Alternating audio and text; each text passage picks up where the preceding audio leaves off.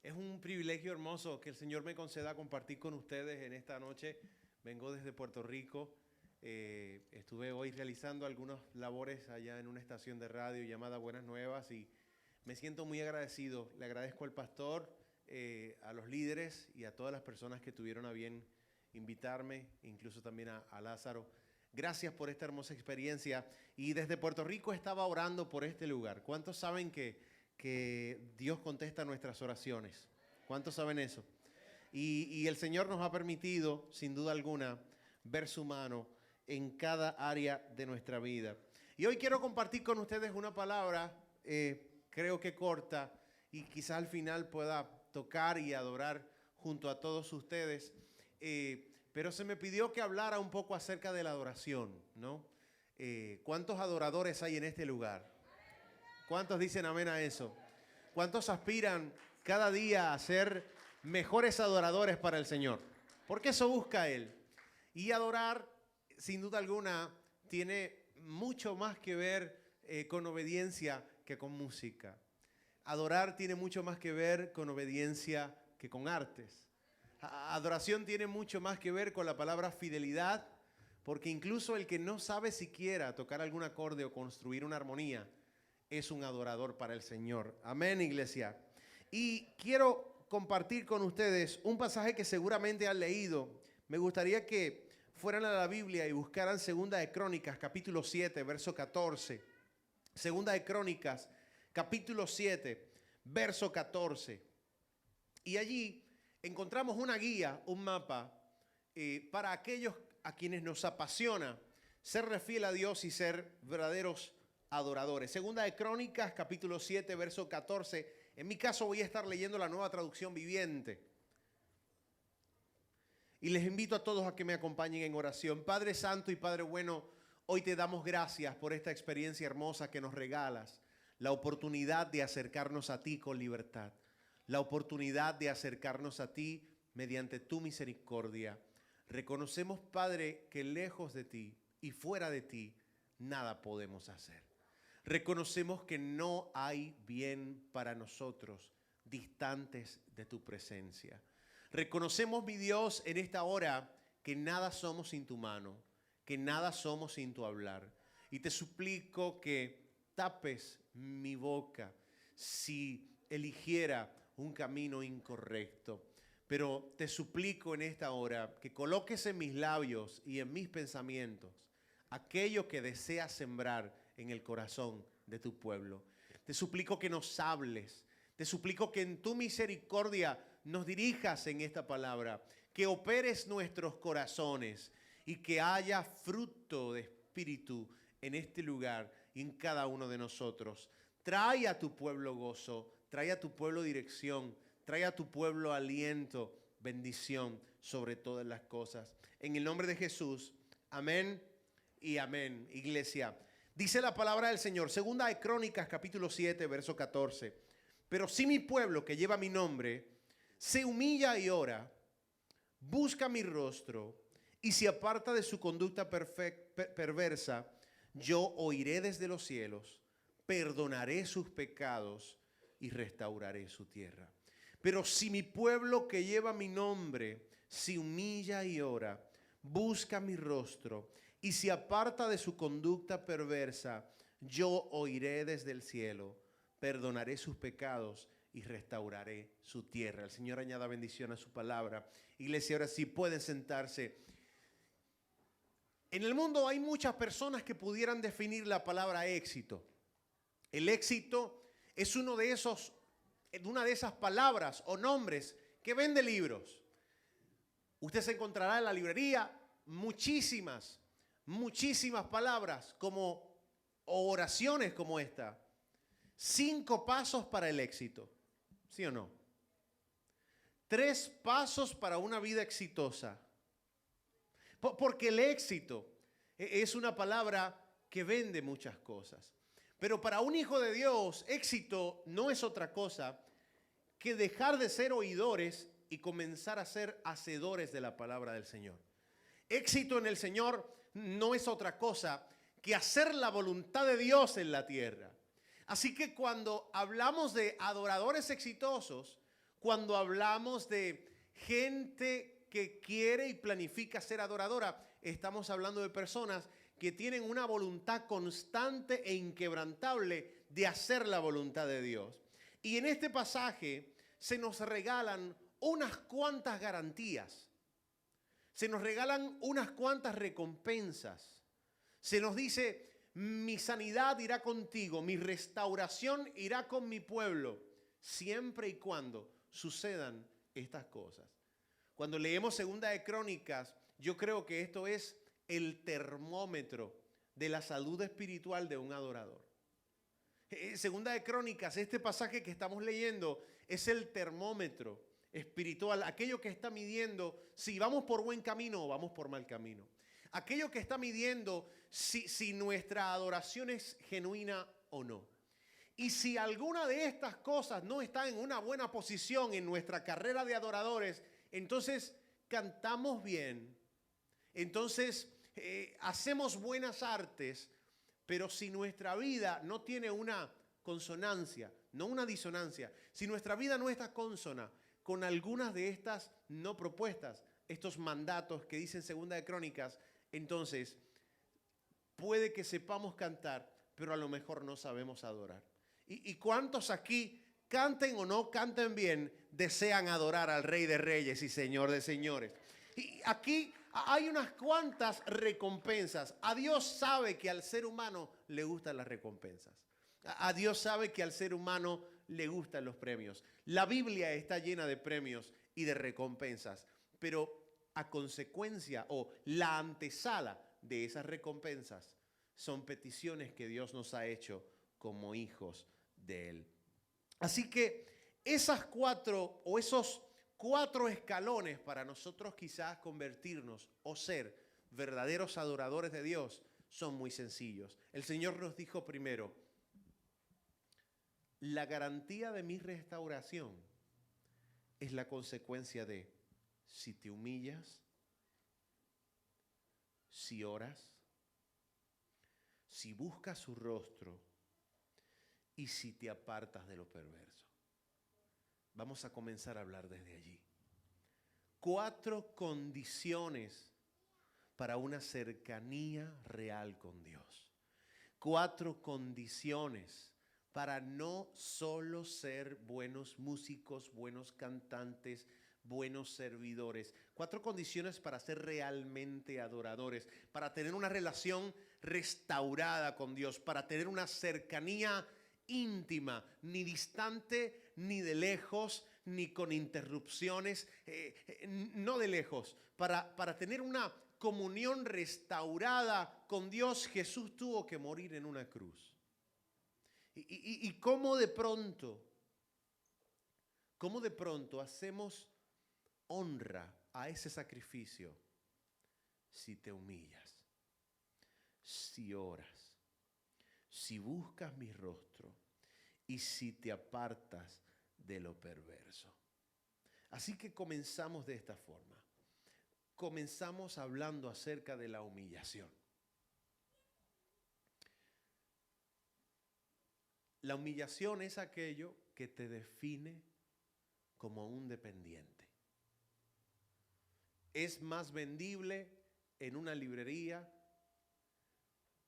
que se nos dirija a ser independientes, que se nos dirija a ser autosuficientes, que se nos enseñe y que se nos diga, tú puedes, tú solito puedes, tú siempre puedes. La solución está en ti, el poder está en ti, la capacidad está en ti. Y vamos de pronto adentrándonos en este lenguaje más positivo que bíblico. Pero cuando nosotros decimos que somos vencedores en Cristo, tenemos que decir que somos vencedores por medio de algo, por medio de aquel que nos amó. Humillarnos es precisamente admitir que necesitamos a Dios para todo. ¿Alguien dice amén conmigo? Humillarse es elegir el camino de la dependencia de su palabra. Y el primer paso para obtener una relación restaurada con Él es admitir que no tienes la solución de todas las cosas. Eso es humillarse. Humillarse ante Dios es no acercarnos a Él con arrogancia. Es no acercarnos a Él fingiendo que estamos viviendo de la mejor manera, pero hay muchas áreas en nuestra intimidad que no están reflejando una dependencia con Él.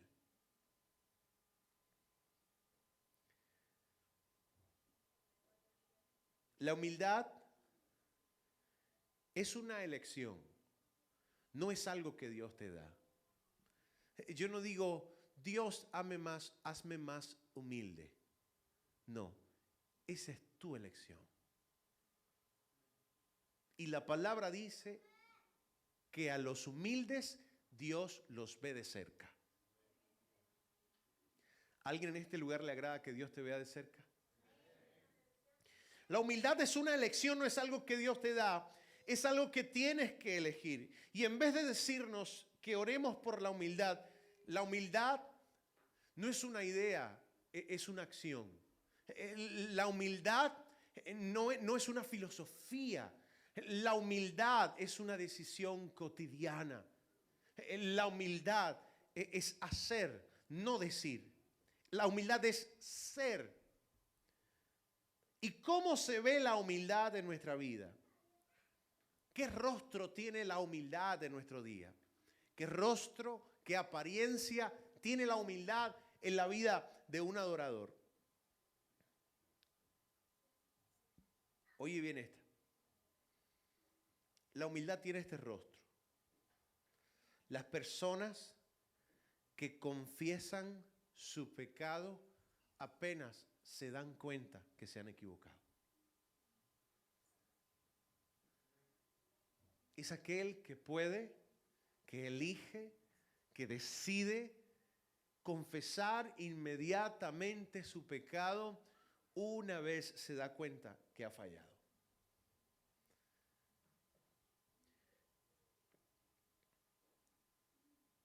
El rostro de la humildad no es esconderse. El rostro de la humildad no es aparentar que todo anda bien. El rostro verdadero de la humildad es saber decir, a temprano tiempo me equivoqué. Me he equivocado, he fallado. La humildad es aquello que te conduce a no ponerte más vestiduras sobre tus heridas, a no ponerte más abrigos sobre tus circunstancias sin aparente solución. La humildad no es aquello a que te invita a esconder el problema que tienes en casa. La humildad es aquello que te invita a despojarte de todo orgullo, de toda religiosidad, de toda altivez, de toda desconexión y decir, ¿sabes qué? Necesito de Dios en este momento. Necesito confesar que esta área de mi vida no está bien. La humildad tiene un rostro de esa sensibilidad. La humildad es aquello que voluntariamente te conduce a decir, no merezco esto, no merezco tal cosa. Es muy diferente ser sorprendido en un pecado a confesar nuestro pecado. Inmediatamente nos hemos dado cuenta de que hemos fallado. ¿Alguien dice amén a eso? La importancia del arrepentimiento es muy difícil de exagerar, porque en la palabra de Dios y en el lenguaje cotidiano de un adorador, el perdón es cosa diaria. El perdón es un asunto diario y es tan importante para Dios. Y fue tan importante en la construcción de la iglesia, en el libro de los Hechos, en la iglesia primitiva, que cuando yo quisiera que algún evangelista o en aquel tiempo algún apóstol, Pedro o Pablo, cuando yo quisiera que invadieran alguna plataforma con una palabra sumamente profunda y llena de ideas, simplificaron su mensaje tan solo diciendo, arrepiéntanse. El asunto del perdón es tan diametral, es tan increíble y es tan poderoso porque el perdón es necesario en la vida de un adorador. porque garantiza el acompañamiento y la guía constante de Dios en tu vida. Confesarte ante Dios trae guianza cotidiana a cada decisión que tomas.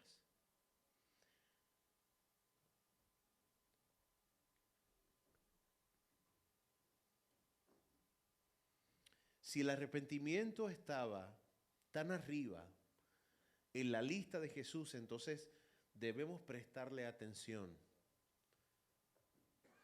Sé honesto acerca de tu necesidad de arrepentimiento. El Salmo 32, verso 2 dice: bienaventurado el hombre a quien Jehová no culpa de iniquidad y en cuyo espíritu no hay engaño. ¿Alguien dice amén conmigo? El arrepentimiento requiere honestidad. El arrepentimiento requiere valor. Es más valiente el que se arrepiente a aquel que no enfrenta sus circunstancias frontalmente. ¿Qué rostro tiene el perdón? ¿Qué rostro tiene la humildad? ¿Qué rostro cotidiano tiene nuestra vida? Que en primer lugar confesamos apenas nos damos cuenta de nuestra falta. El segundo rostro que tiene la humildad, la humillación, es que perdonamos rápidamente. El rostro que tiene la humildad, la humillación en nuestras vidas es que sabemos perdonar nuestros pecados. Pero cuando venimos a este lugar, a este altar o a alguna plataforma, teniendo deudas pendientes de perdón, es el escenario idóneo donde quizá estamos siendo deshonestos con Dios. Estoy agradeciéndole a Dios que Él diariamente hace algo por mí que yo no estoy dispuesto a hacer por otros. El lenguaje de saber perdonar rápidamente es un rostro de humildad en la vida de un adorador. Y es el segundo principio que quiero sembrar en ustedes. Saben que a veces uno describe la adoración de forma a veces tan abstracta. Y a lo mejor nos pregunta, ¿qué es adorar? Y uno dirá, bueno, adorar es cantar, o adorar es hacer esto, o hacer aquello. Adorar es voluntariamente obedecer a Dios en todas las cosas. El rostro de la humillación y de la humildad es perdonar rápidamente. Si no aprendo a perdonar rápidamente, con literalidad, soy un gran orgulloso. El perdón es un regalo que todos quieren recibir, pero no siempre todos lo quieren dar.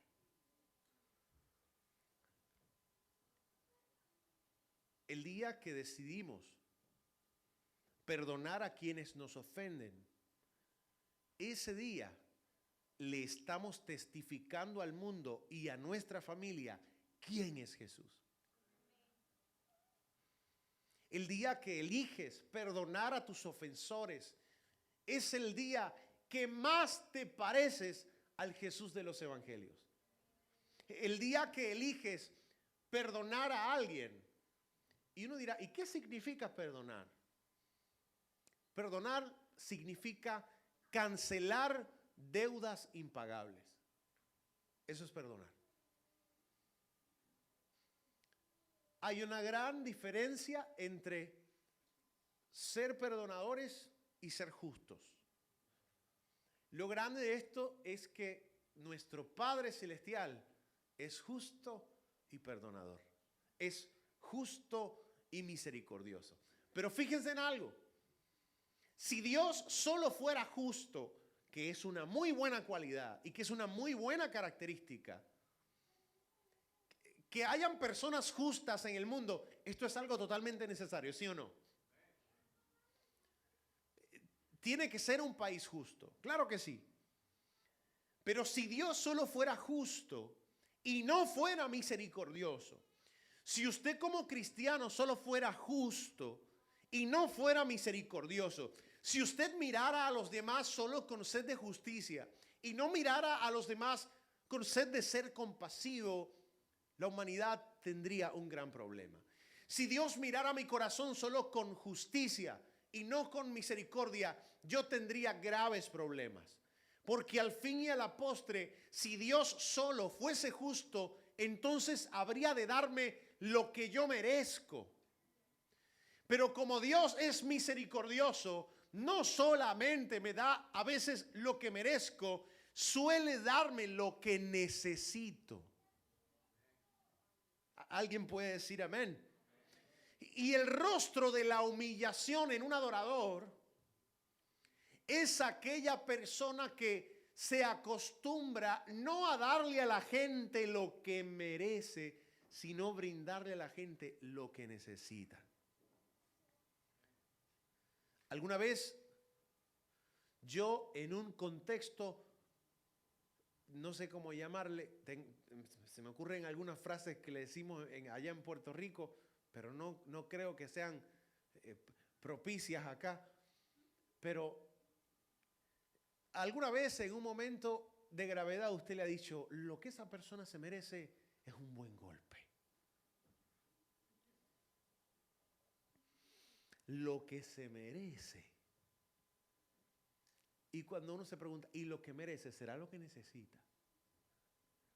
En nuestro trato con Dios, si Dios solo fuera justo, nuestro final ya estaría escrito y la balanza de lo que merecemos sería muy, pero que muy pesada. Perdón significa cancelar las deudas de aquellos que no tienen suficientes recursos para hacer reincorporar tu relación.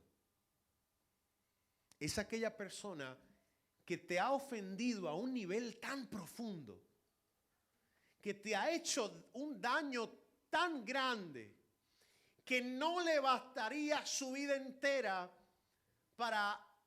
no podría en su vida entera hacer algo que te reincorpore con esa persona.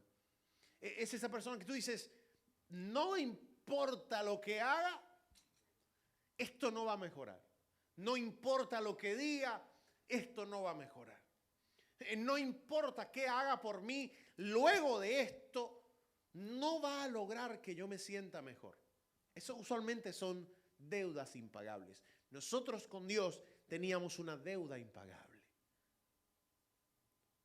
La deuda del pecado.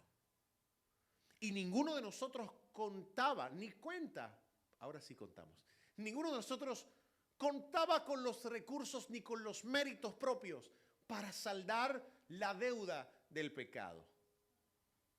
Siempre cuento la historia que en Belén habían unos, no sé por qué estoy pensando en la palabra de carpintero, no es carpintero, ¿cómo se llaman los que bregan con el barro? Alfareros, alabado sea Dios. En Belén habían unos alfareros de distintos tipos, pero una vez al año los alfareros se dedicaban a reparar vasijas rotas, vasos rotos.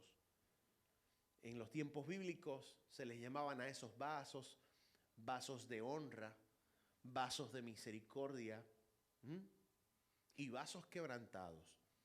Los vasos de honra eran unas vasijas que típicamente estaban ubicadas en las entradas de los lugares, en las entradas de las casas.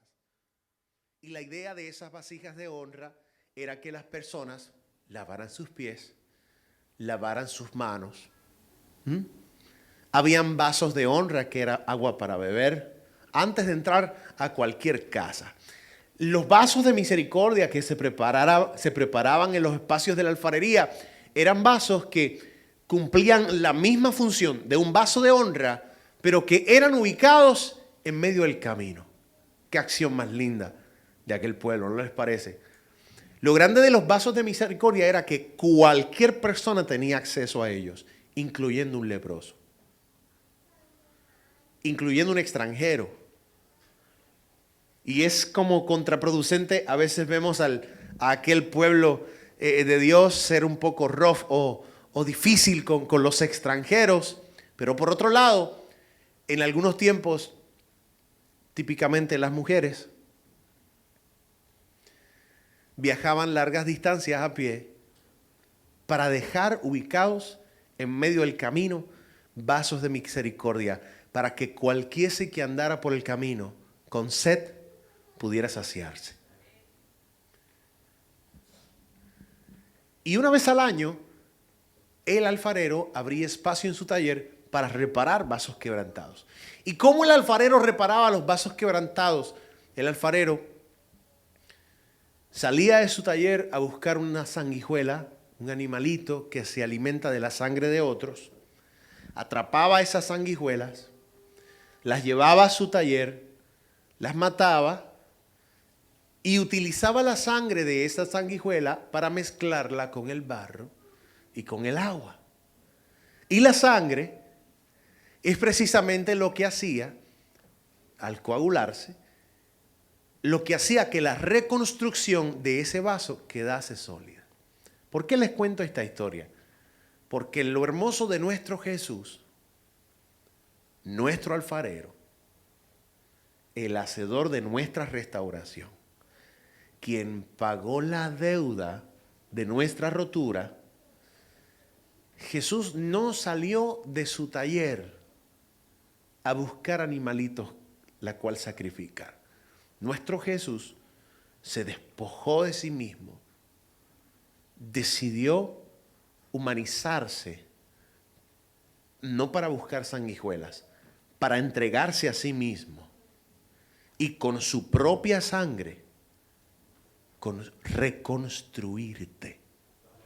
¿Alguien puede decir amén a eso?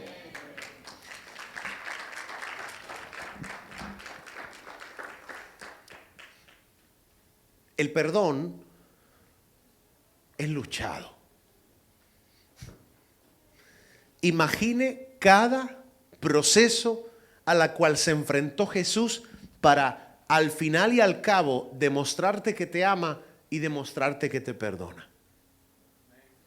Y hay momentos en tu vida y en la mía que como adoradores quizás nunca tendremos que recorrer un camino a una cruz como lo hizo Jesús. Quizás mientras vivamos en Occidente, en el viejo mundo, hay muchos de nuestros hermanos muriendo a causa de la fe. Pero a donde voy es que el rostro de la humillación en nuestra vida cotidiana suele reflejarse en nuestra voluntad de perdonar a los que no pueden saldar esa deuda. ¿Alguien dice amén a eso? Uno no puede decir, yo voy a perdonar cuando en mi corazón me nazca hacerlo. No sucede así. Quizá algún día lo perdone. Imagínate que Dios mañana se levante del lado opuesto y diga, bueno, mi querido, mi querida, hoy las equivocaciones que tengas hoy las pagas tú. Hoy yo no pago ninguna cuenta. Hoy no cuentes conmigo. Hoy yo no saldría de mi casa ese día. Yo me quedaría en mi casa sin ver televisión. Absolutamente, no haría absolutamente nada para no pecar. No vería ninguna imagen, no llamaría a nadie, apagaría mi teléfono. Trataría de que nadie me falte a la paciencia. Le diría a mi esposa, mujer, no peleemos hoy. Y al final del día, el Señor me diría, hoy pecaste de perezoso. No hiciste, no hiciste absolutamente nada. Vago. ¿Qué tal si Dios se levantara del otro lado de la cama y te dijera, hoy no te perdono nada? El rostro de la humildad tiene mucho que ver con que nos perdonemos. Tenemos que aprender a perdonarnos.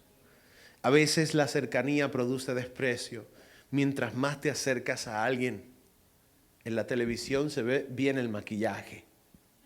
Sí. Los filtros en el TikTok y en el Instagram son poderosísimos. ¿Usted vio la foto ahorita mía? ¿Se dio cuenta que no me parezco?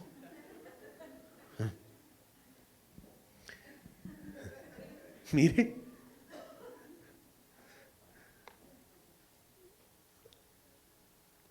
Mientras más se acerque, más arrugas verá. Mientras más se acerque, si se acerca a mí un día en el que yo he sudado mucho,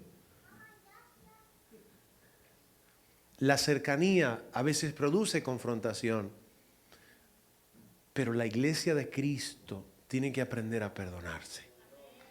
Así como Cristo nos perdonó. Y mire si es tan neurálgico en la vida del adorador que Dios muy claramente nos dijo, si no perdonas, no serás perdonado. Y eso tiene una explicación. Es que si tú no perdonas, entonces nunca has entendido el mensaje central de la cruz.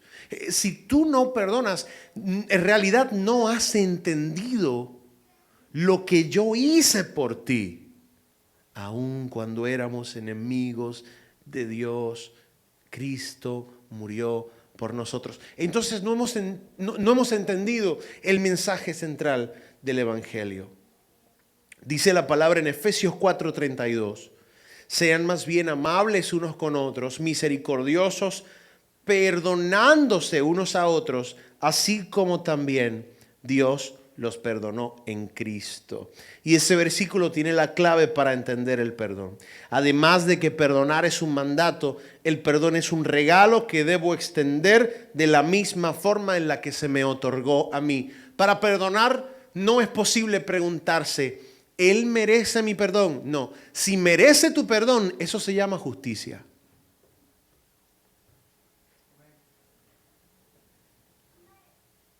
Si una persona se gana tu perdón, entonces no era perdón.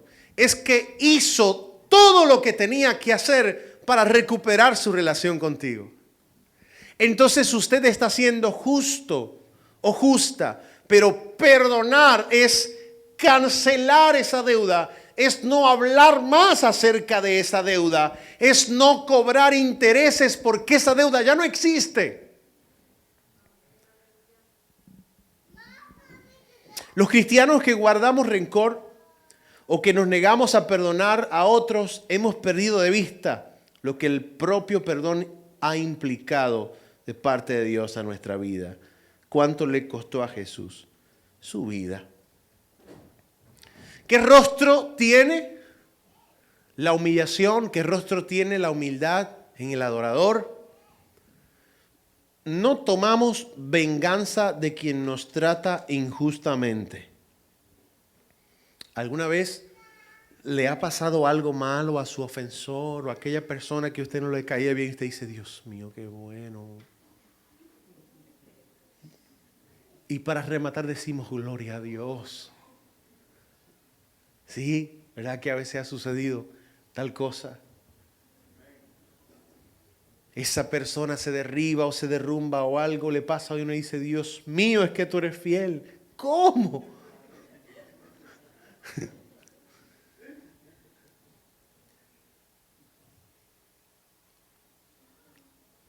Allá se fue a la quiebra el ofensor. Y usted dice, Dios mío, qué grande eres. No, no funciona así. No funciona así. Romanos 12, 17 al 21. Leo la traducción lenguaje actual. Me gusta mucho la traducción lenguaje actual. Dice, si alguien los trata mal, no le paguen con la misma moneda. Al contrario, busquen siempre hacer el bien a todos. Hagan todo lo posible por vivir en paz con todo el mundo. Queridos hermanos, no busquen la venganza, sino dejen que Dios se encargue de castigar a los malvados. Pues en la Biblia Dios dice, a mí me toca vengarme. Yo le daré a cada cual su merecido. Y también dice, si tu enemigo tiene hambre, cómprale unas papitas en Chick-fil-A. No, dice, si tu enemigo tiene hambre, dale de comer. Y si tiene sed, dale de beber. Así harás que le arda la cara de vergüenza. No se dejen vencer por el mal. Al contrario, triunfen sobre el mal haciendo el bien. ¿Alguien puede decir amén a eso? Y habrá personas que dirán, nada más por esa frasecita que dice, harás que le arda la cara de vergüenza, yo lo voy a hacer. No, no lo hacemos para que le arda la cara de vergüenza. Lo hacemos porque Dios se agrada de eso. Amén. ¿Sabe por qué a mí me gusta la traducción lenguaje actual? Una vez le dije al doctor Luis Ángel Díaz Pavón, que es el pastor que escribió las notas de la Biblia del Pescador. Yo trabajo para él en Puerto Rico. Y yo le dije al pastor así, de lo más emocionado, yo como si le estuviera diciendo la gran cosa. Digo, pastor, wow, esa traducción de la Biblia del lenguaje actual, qué increíble. A mí me fascina, yo la leo y siento que entiendo la palabra. ¿No le parece? Y él me dice, mi querido Carlos, él habla así, me da mucho gozo que te guste la traducción lenguaje actual. Debe ser porque esa Biblia, el proyecto de la traducción lenguaje actual, nació de unos padres que querían enseñarle la Biblia a sus niños. Así que la traducción del lenguaje actual originalmente se pensó para niños. Y le dije, debe ser por eso que me gusta tanto. Primera de Pedro 2:22 dice, el cual no hizo pecado, ni se halló engaño en su boca, quien cuando le maldecían, no respondía con maldición.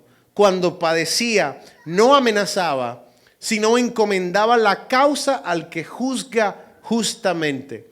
Me parezco más a Jesús cuando hago tal cosa. En cuarto lugar, ¿qué rostro tiene la humildad? ¿Qué rostro tiene la humillación? Y ese es apenas el primer escalón.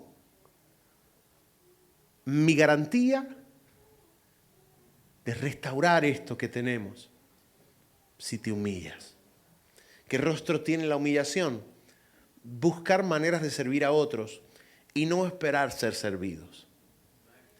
Últimamente quizás en muchos altares se ha puesto, y no es que esté mal, pero se ha puesto mucho de moda todo el tiempo, eres cabeza y no cola, eres cabeza y no cola, eres cabeza y no cola, eres cabeza y no cola. ¿Y cuándo nos vamos a acordar también de decir que somos siervos inútiles del Señor? Eso también está allí. ¿Alguien dice amén a eso? Buscar maneras de servir es entender que no estamos aquí por un accidente, que estamos aquí para hacer lo que Jesús haría. Para servir a Dios sobran lugares. Lo que falta son corazones dispuestos a entregarse en amor. ¿Alguien puede decir amén a eso? Lo que debe recordar la gente es a quién sirves, y tú le sirves a Jesús. Amén. Filipenses 2:5. Haya pues en vosotros este sentir. ¿Cuál es el rostro de la humildad? Aquí es difícil. La humildad se manifiesta cuando aceptamos las críticas amablemente. El día que el pastor nos reunió para cantarnos las mañanitas. Y ese día yo me fui con una amargura en mi corazón. Aceptar las críticas amablemente. El mayor peligro de recibir críticas no es nuestra reputación.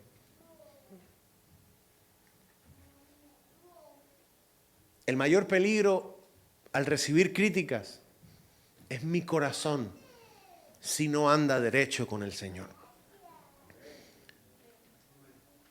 Sientes la injusticia de ser criticado por alguien que te ama. Si verdaderamente te ama, la crítica va intencionada a bendecirte. ¿Alguien dice amén a eso? ¿Cuántas veces el Señor ha tenido que enderezar nuestro camino?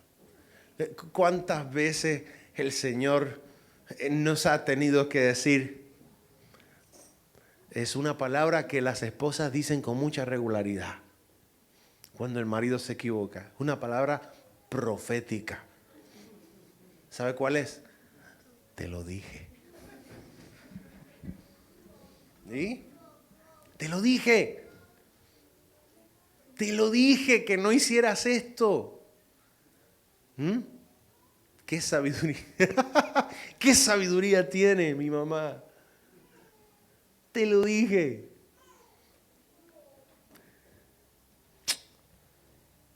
Pero dudaríamos nosotros de la intención tan hermosa que tiene Dios de corregirnos. ¿Alguien dudaría de Dios? ¿De la corrección del Señor sobre nuestra vida? Claro que no. Número 7. Respetar las autoridades en tu vida. La humillación es darle lugar que tienen las autoridades en nuestra vida. Dios ha diseñado la sociedad humana para que funcione de esta forma. Romanos 13:1, sométase toda persona a las autoridades superiores. Tito 3:1, recuérdales que se sujeten a los gobernantes. Primera de Pedro 2:13, por causa del Señor, someteos a toda institución humana, ya sea rey como a superior. Lo mismo deben hacer los miembros en la iglesia, respetar autoridades establecidas por Dios. Primera de Tesalonicenses 5:12 al 13, os rogamos hermanos, que reconozcáis los que trabajan entre vosotros y os presiden en el Señor y os amonestan, y que los tengáis en mucha estima y amor por causa de su obra. Tened paz entre vosotros.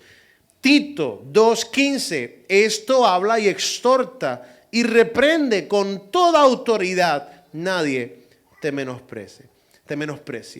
Quiero decirte que hay 3 cosas que Dios hace en tu vida si te humillas tal cual lo hemos descrito hoy.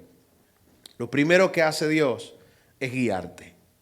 El Salmo 25:9 dice, encaminará a los humildes por el juicio y enseñará a los mansos su carrera. ¿Quieres saber cuál es el próximo paso que Dios tiene para ti? Humíllate.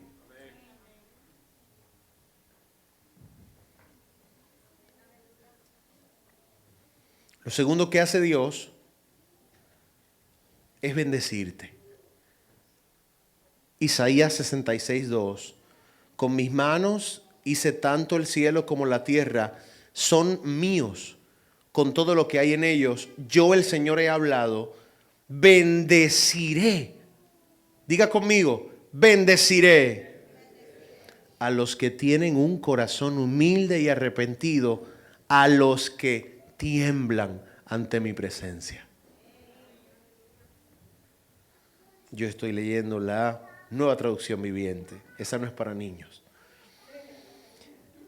¿Qué hace Dios cuando te humillas?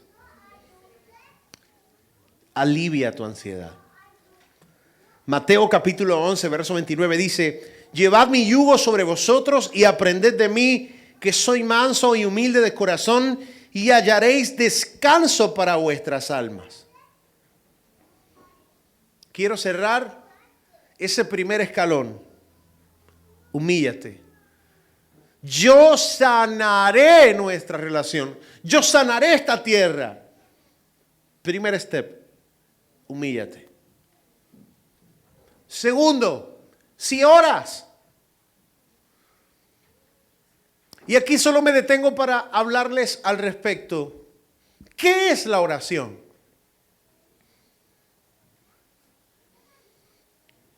Yo crecí en la iglesia, ando por acá desde los 3 o 4 años.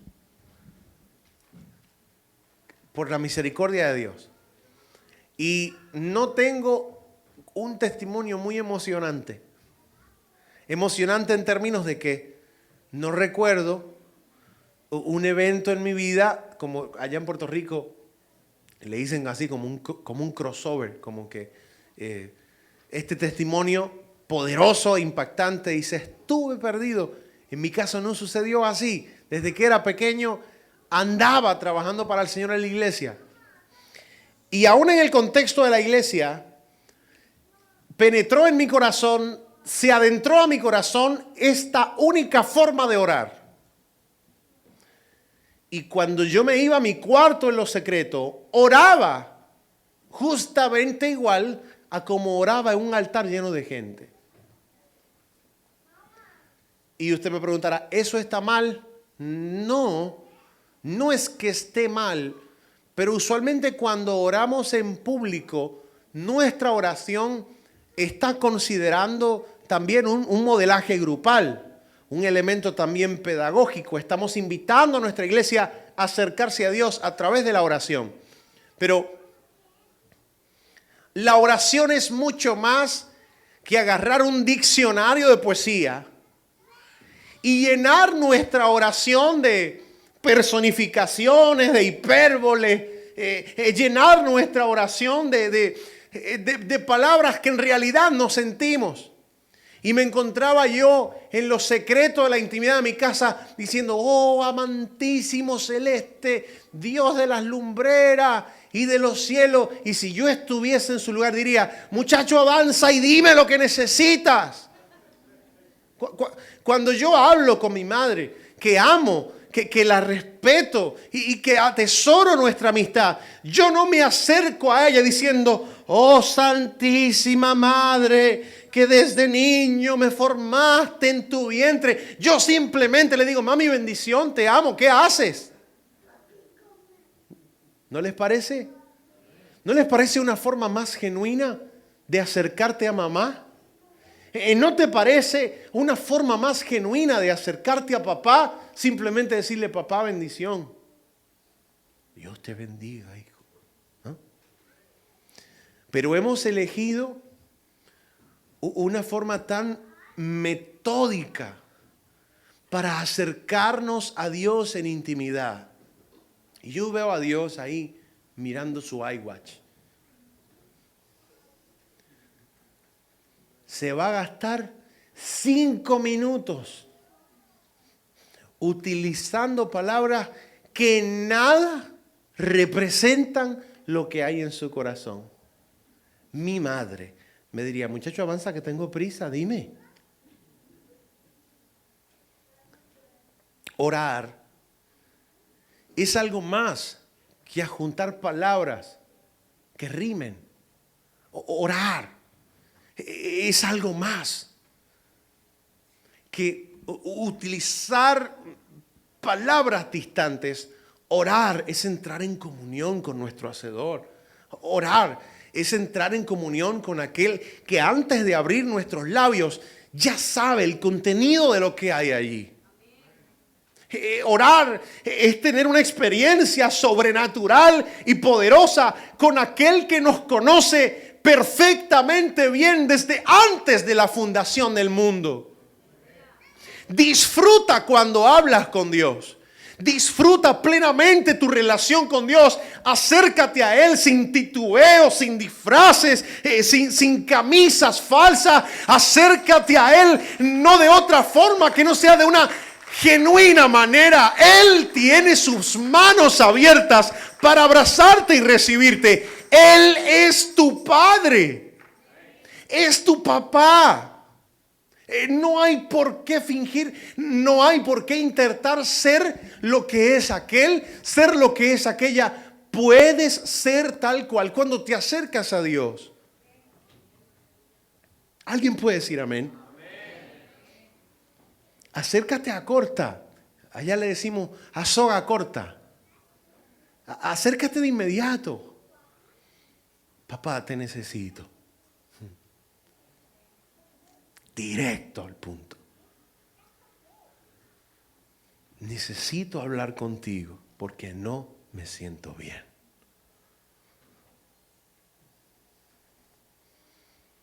Bendíceme. Cuando vamos a orar, más allá de preparar una, en Puerto Rico le decimos cuñas a los anuncios de comerciales. En vez de gastar una cuña de 30 segundos o de 60 segundos, en vez de elaborar un intro para un podcast, en vez de elaborar, vaya directo al grano y dígale, perdóname. Cuando la palabra dice, si oran, se está refiriendo a una relación, no a una tradición. ¿Alguien dice amén a eso? Y fíjese cómo va el escalón.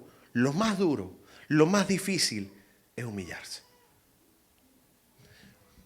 Pero una vez te humillas, estás listo, lista para hablar con Dios. Una vez dejaste tu orgullo en la entrada, una vez derribaste tus barreras, estás lista, listo para decirle a Dios lo que tienes que decirle y estás listo y lista para escuchar lo que Dios tiene que decirte a ti. ¿Alguien dice amén a eso? ¿Alguien está listo para escuchar a Dios? Aleluya. Tercer escalón. Si buscas mi rostro. ¿Y qué es buscar el rostro de Dios? ¿Qué ve usted cuando busca el rostro de su pastor? ¿Qué ve usted cuando elige y decide ver el rostro de su esposo o de su esposa?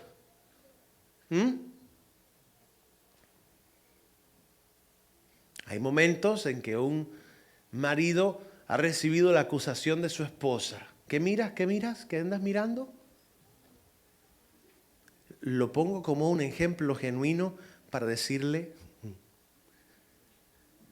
que su esposa se da cuenta cuando usted mira lo que no tiene que ver.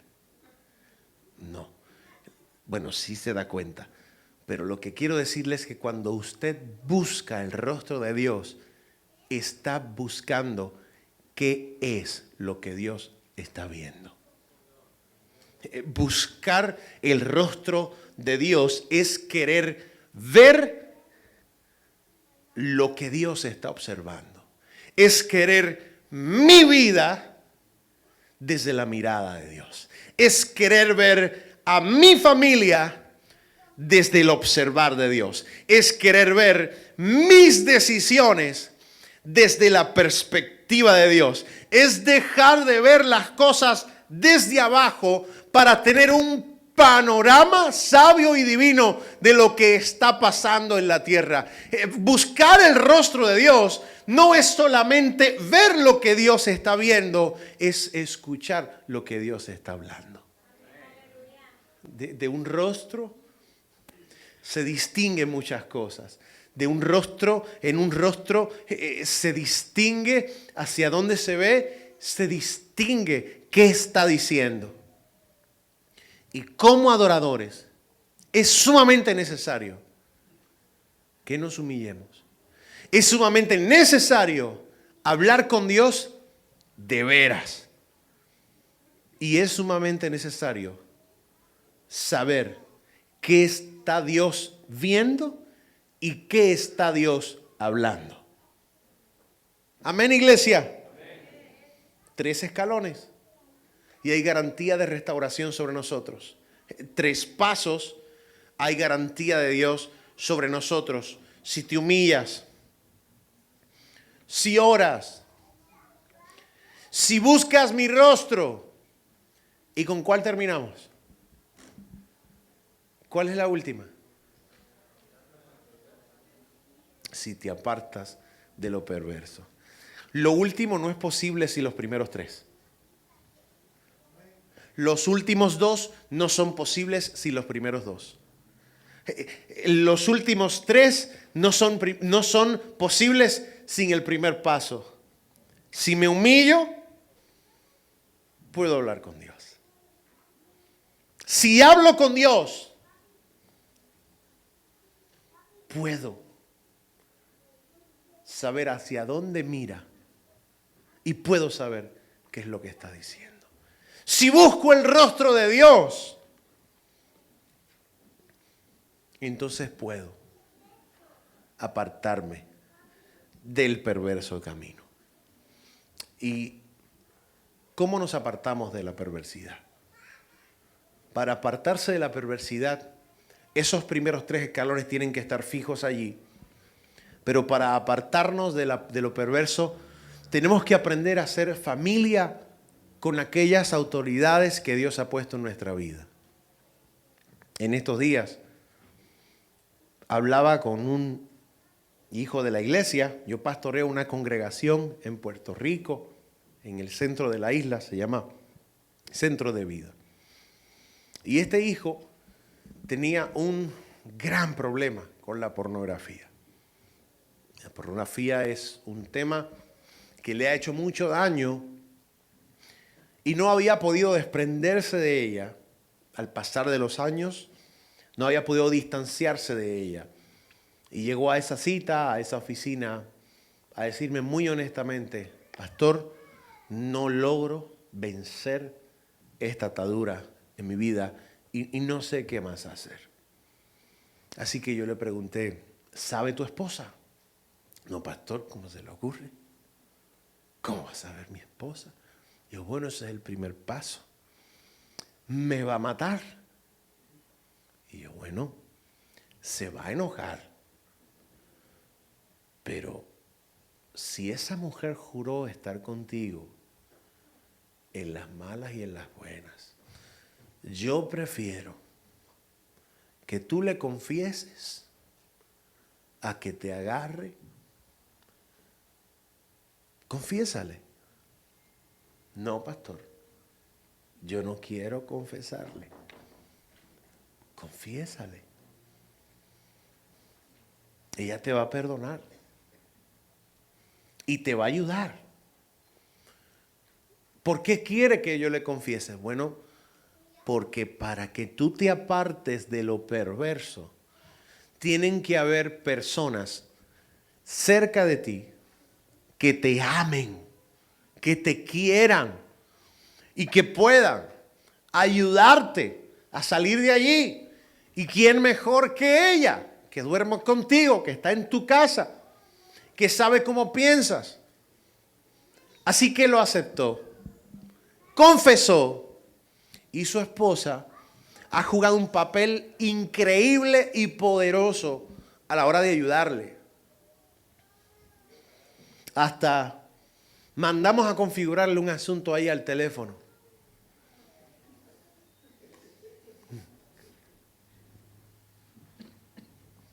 Yo no sé mucho de eso, los muchachos en la iglesia sí. Que cuando ahí está entrando a un lugar medio nebuloso en el celular, le empieza a llegar avisos a medio mundo. Pero no es a medio mundo. A su esposa me llega un aviso a mí y a un hermano más de la congregación. ¿Y qué hace eso? Tiene 3 vallados. Antes de embarrarse, antes de caer, antes de fallar, tiene 3 personas. 3 personas que están dispuestas, cuando menos, a dar una llamada directa. No solemos llamar haciéndonos los ignorantes. ¿Y qué? Estaba pensando en ti ahora mismo, ¿cómo te va? No, me llegó esta notificación. Estás en lucha. Sí, pastor, perdóneme. Tranquilo, vamos a orar. ¿Qué haces ahora? ¿Qué vas a hacer ahora? Y alguien dirá, ay, yo no me atrevería a hacer eso. ¿Pero qué más?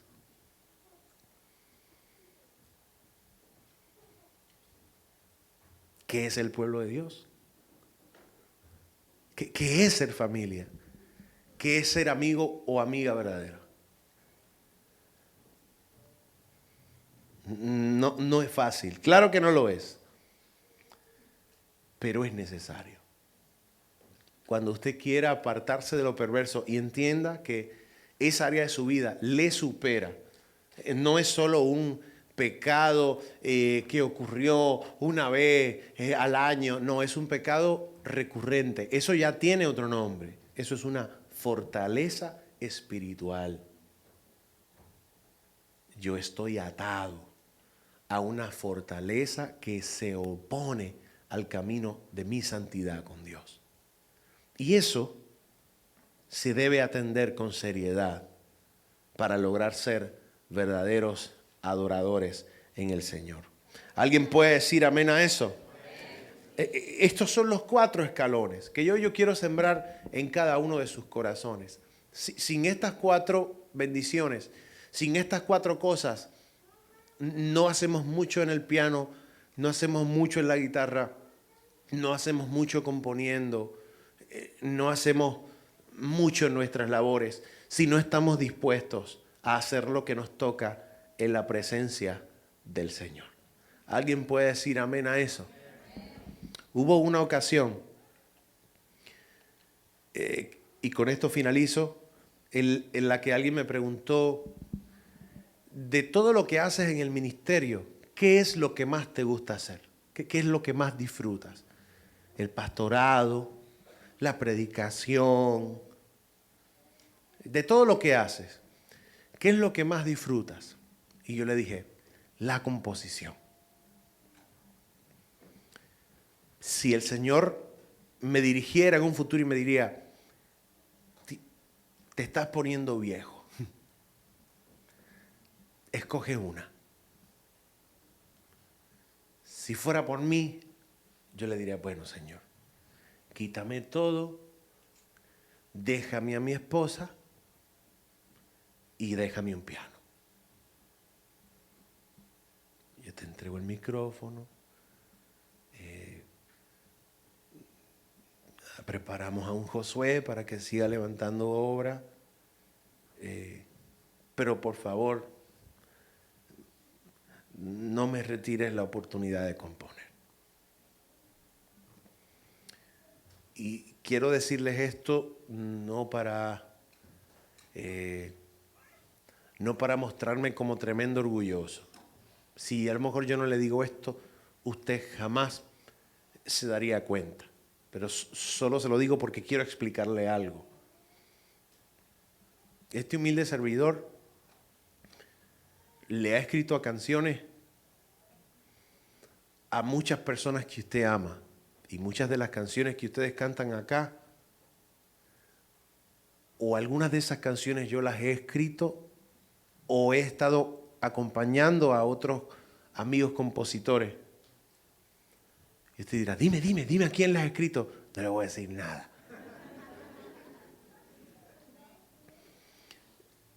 Porque el punto no es a quién le escribí. El punto es que la composición es una labor detrás de escena. Usted no conoce usualmente a los compositores de nuestras canciones. Usted conoce al cantante. Y escribir canciones para mí es como la creación de una flecha. Hay personas que Dios las ha hecho para crear flechas, pero Dios también tiene buenos arqueros. Y a veces los que crean las flechas no son tan buenos arqueros, pero los arqueros a veces no saben crear bien las flechas. Y la composición es este trabajo que consiste en crear flechas para buenos arqueros. Pero nadie nos conoce. Nadie sabe qué ocurrió en el proceso de la creación de esa flecha. Y esas flechas van recorriendo el mundo entero. Están volando las 24 horas del día. Yo duermo en Puerto Rico 2 horas primero que acá, ya son las 10:29 ahora.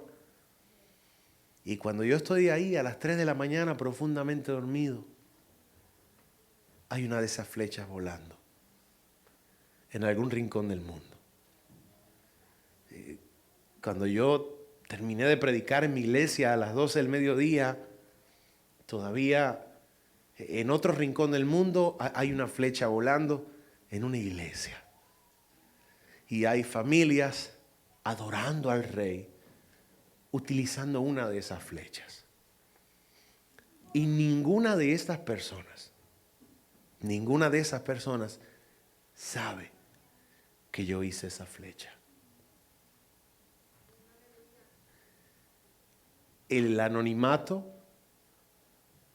la invisibilidad, mantiene pura esta profesión.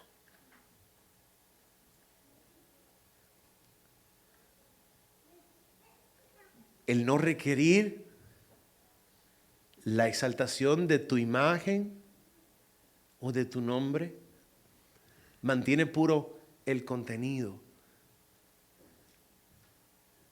de esa canción. ¿Por qué les digo esto? Porque en el ministerio y en la iglesia sucede igual. Hay personas que han sido diseñadas para ser tremendos arqueros y probablemente son aquellas personas a quien la gente reconozca más. Pero esos arqueros, si los que crearon las flechas, estarían desnudos. Pero si yo me pongo orgulloso y digo, ay no, esta flecha está tremenda, esta flecha no se la doy a nadie, esa es para mí. Así de orgulloso me pongo y Dios me dice, ok, úsala, pero no va a llegar ni a media cuadra. Porque usted no es arquero, usted es compositor. Y para poder hacer nuestro trabajo, hay que atravesar todos esos escalones para que al fin y al cabo lo único que quede en nosotros sea hacer la voluntad de Dios felizmente y con un corazón lleno de la abundancia de su misericordia. ¿Alguien puede decir amén a eso? ¿Alguien puede decir amén a eso? Yo quiero que ahí donde está se ponga sobre sus pies un momento.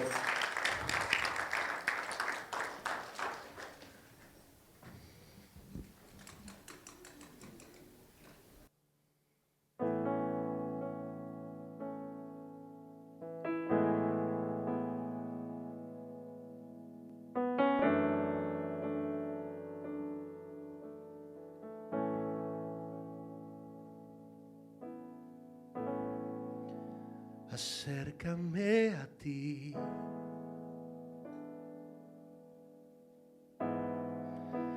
No me dejes ir.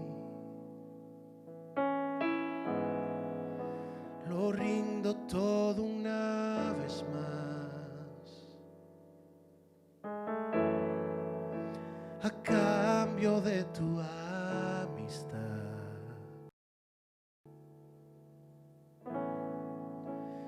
Yo te anhelo, Dios,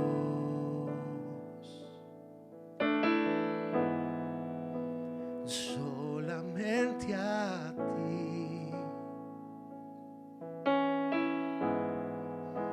pues nadie más en tu lugar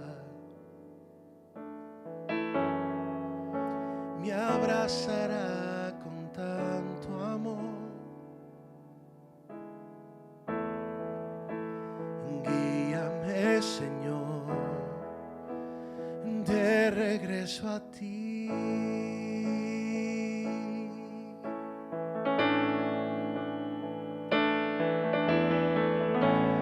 Te anhelo, Dios,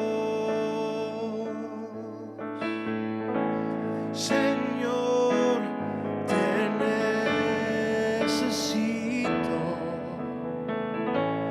Te anhelo, Dios.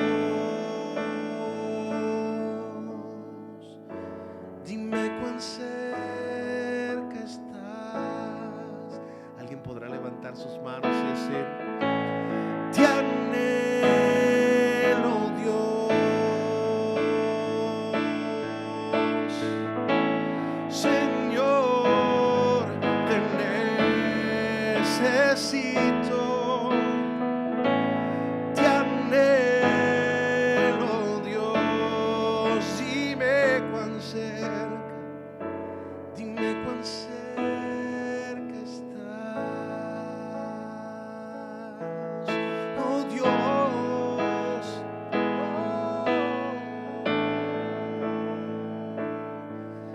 Rey.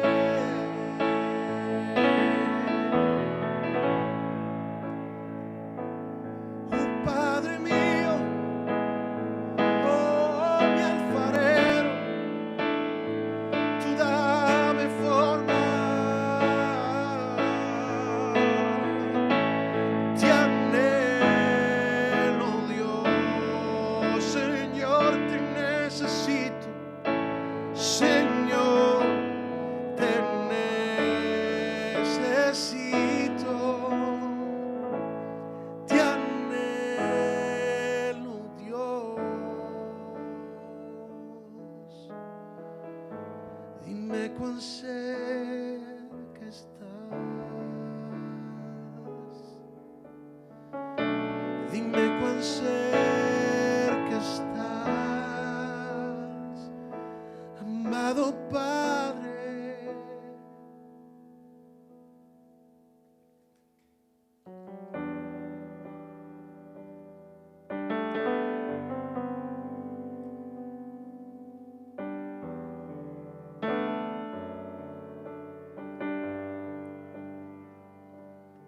Me envuelves hoy con una canción, melodía de tu amor. Cantas libertad en mi adversidad,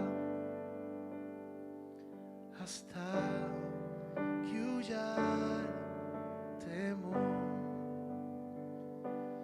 Ya no soy un esclavo del temor, yo soy hijo de Dios. Ya no soy un esclavo del temor, yo soy hijo de Dios. Desde el vientre fui escogido en ti,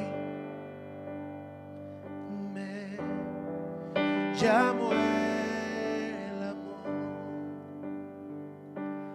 De nuevo nací, recibido fui, tu sangre en mí fluyó. Como dice su pueblo, ya no soy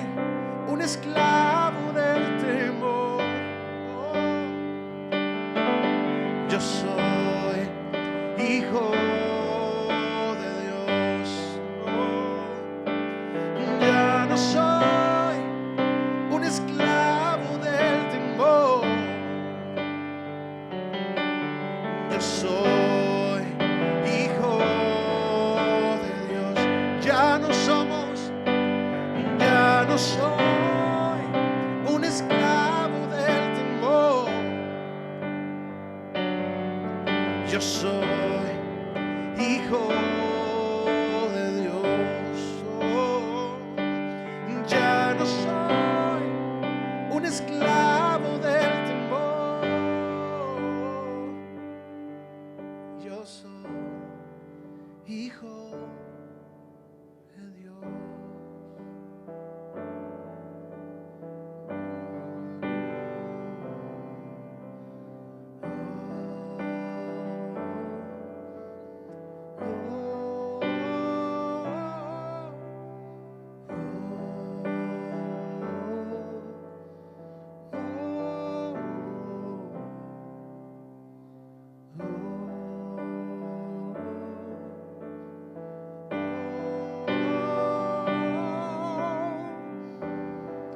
Estoy rodeado por los brazos del Padre. Estoy rodeado por canciones de libertad. Fuimos liberados de ataduras.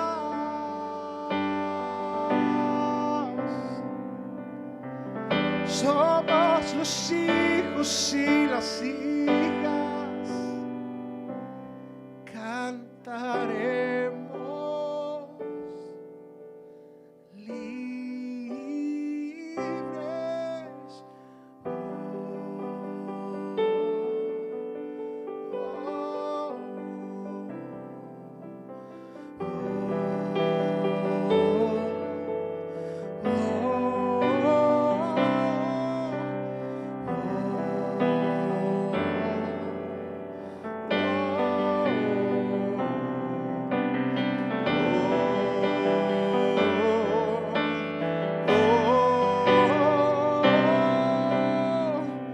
Abriste el mar para que yo camine. Tu amor ahogó todo el temor. Oh, amado Dios, me rescataste y yo cantaré. Yo soy hijo de Dios. Declárelo, iglesia. Abriste el mar. Abriste el mar para que yo camine. Tu amor ahogó todo el temor. Oh, yo cantaré. Yo soy hijo de Dios. Abriste el mar. Abriste el mar para que yo camine. Tu amor ahogó todo el temor. Me rescataste y yo cantaré. Yo soy hijo de Dios. Yo soy hijo de Dios. Yo soy hijo de Dios. Yo soy hijo de Dios. Ya no soy un esclavo del temor. Yo soy hijo de Dios. Ya no soy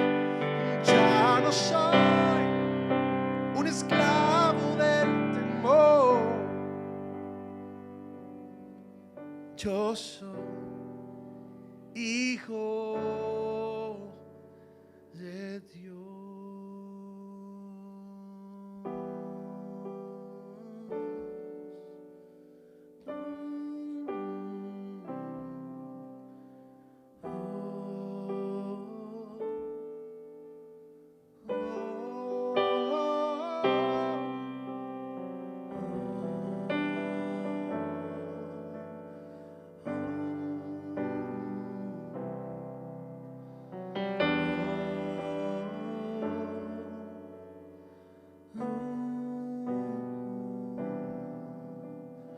Quisiera orar por aquellos que quieren pasar a más con el Señor.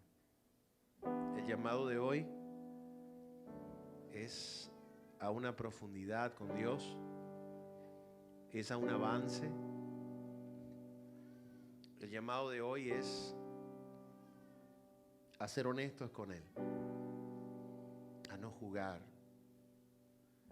El llamado de hoy es a no fingir. El llamado de hoy es acercarnos de veras. El llamado de hoy es para aquellos que tienen sed de no irse a la tumba sin haber cumplido la misión por la cual fue enviado.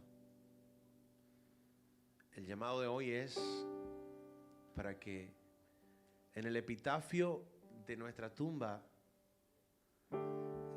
no diga allí todo lo que no hicimos, todo lo que no nos atrevimos a hacer, sino que diga: fue un hacedor de la voluntad de Dios. El llamado de hoy es para con aquellos que quieren a más, que quieren pasar al otro lado con Jesús. Aquellos que quieren quitarse toda falsa vestidura y que quieran subir cada escalón, que quieren subirse a cada embarcación al cual Jesús te diga: vamos. A todos aquellos que escuchan a un Jesús decir: pasemos al otro lado. Aquellos que quieren subirse a la barca. Y subirse a la barca implica tomar la cruz. Subirse a la barca implica enfrentar tormentas. Subirse a la barca es incluso enfrentar tormentas de la cual parece que Jesús anda dormido. Pero subirse a la barca es también ver a Jesús calmar las tormentas. Es ver a Jesús caminar por encima de ellas. Quiero orar por todos aquellos que quieren decirle: sí voy, sí voy, sí acepto. Quiero orar por aquellos que hoy quieren decirle a Jesús: no voy a rendirme en el camino, voy a más, voy a más, voy a más. Y si alguien tiene que darle esta respuesta a Dios hoy, si ha estado peleando con esos procesos, si ha estado batallando con el próximo paso que Dios quiere que dé en su vida, pasos de solidificación, pasos de trabajar en esta obra, pasos de ser hacedores, de ser mano ayuda a nuestro cuerpo pastoral, pasos de ser útiles en las manos de Dios en este tiempo. Invitación a no vivir en accidente, a no vivir distanciado de lo que Dios está viendo, de lo que Dios está haciendo, de lo que Dios está hablando, de lo que Dios está preparando. Hoy quiero orar por aquellos que quieren decirle al Señor: si voy, si me subo a esa barca. Hoy quiero orar por todos aquellos que dicen: quita toda vanidad de mi corazón, quita todo apetito erróneo de mi corazón. Aquellos adoradores que hoy no piden plata, que hoy no piden oro, aquellos adoradores que hoy no piden carros nuevos o prendas lujosas.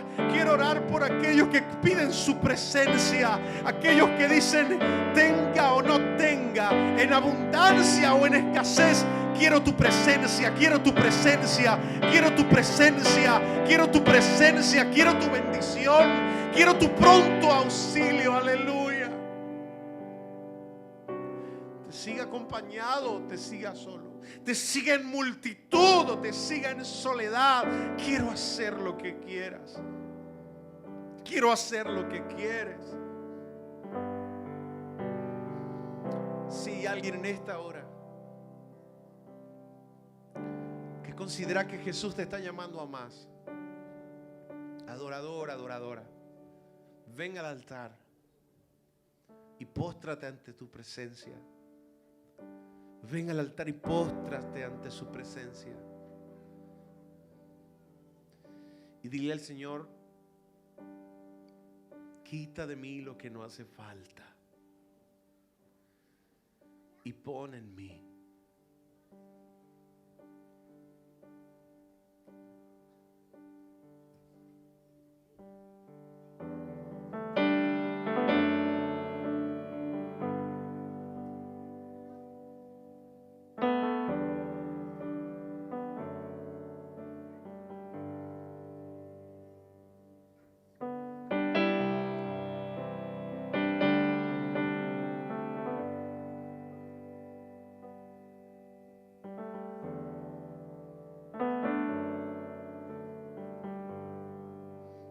Y si no te da el altar y necesitas venir, ven.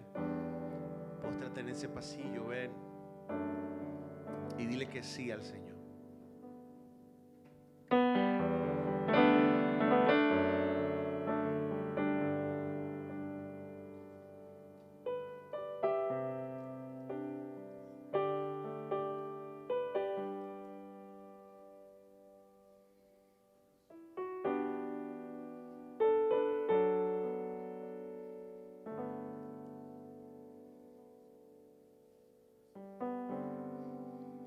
Yo sé que estás aquí.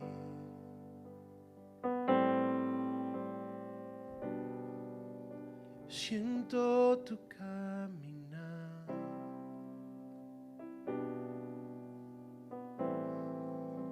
Te mueves entre el pueblo.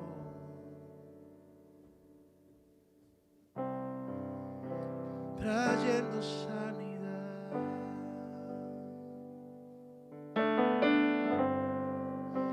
Yo sé que estás aquí.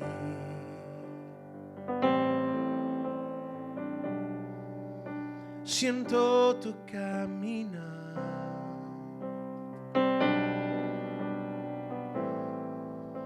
Te mueves entre el pueblo.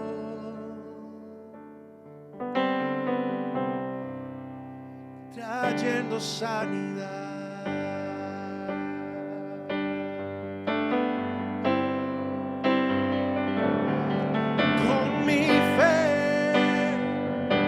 Te alcanzaré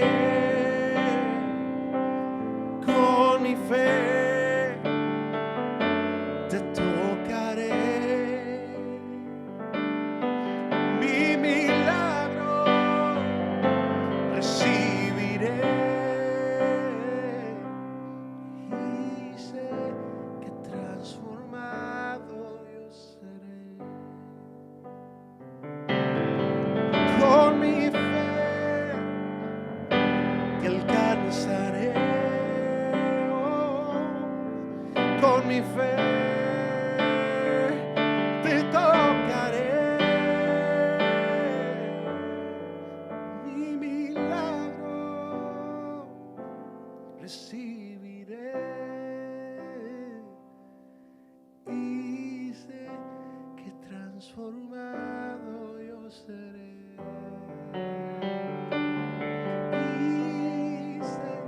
Transformado yo seré y sé que transformado yo seré.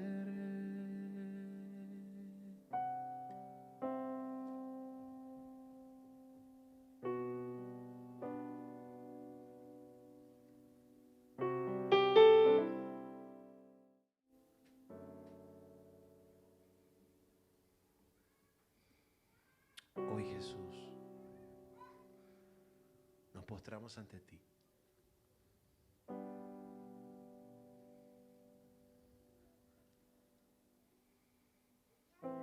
Una vez Jesús fue llevado al desierto y dice la Biblia a ser tentado. Y muchos de ustedes, siguiendo a Jesús, van a atravesar desiertos. ¿No es verdad la idea de que quien sigue a Cristo no atraviesa procesos difíciles? Pero sí es verdad que Cristo nunca abandona a sus hijos en esos procesos. Y Jesús fue tentado por un enemigo que conocía la palabra. Y en esa escena vemos a dos figuras que conocían la palabra. Satanás conocía la palabra, conocía la escritura y usó la escritura de una forma incorrecta. Jesús conocía la palabra. Jesús usó la palabra de una forma correcta. Pero la gran diferencia entre ambos es que aunque ambos conocían la palabra, solo uno de ellos se relacionaba con el Padre. Solo uno de ellos se relacionaba con papá. Y Satanás conocía la palabra, pero no tenía ninguna relación con el Padre. Conocía la palabra, sabía el contenido de ella, pero no la conocía con la intención de obedecerla. Pero Jesús conocía la palabra y aplicó la palabra en su vida. Y mi oración es que esta iglesia y este altar esté lleno de gente, no de gente que conoce la palabra con la intención de no obedecerla. Que este altar esté lleno de hijos e hijas que se postran ante su presencia, no para conocer la palabra como un ejercicio intelectual, sí que se acercan a ti, se acercan a la palabra, conocen la palabra relacionándose con el Padre.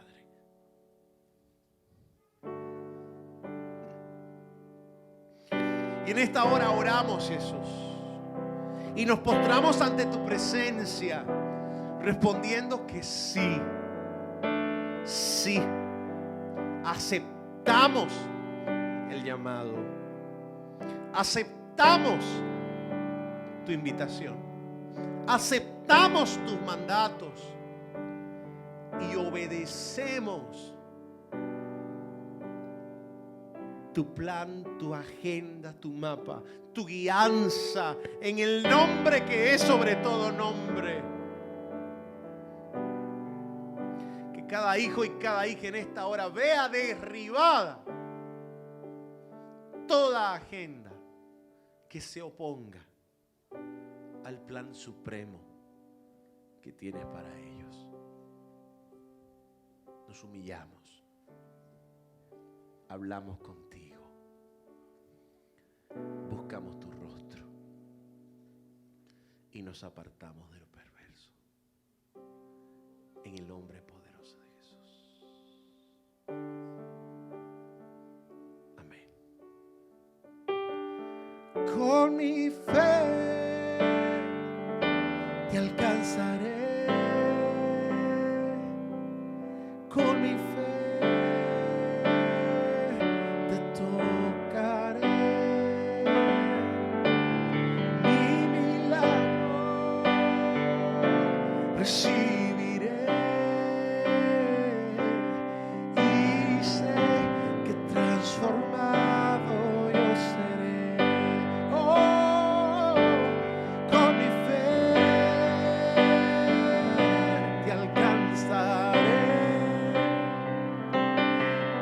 con mi fe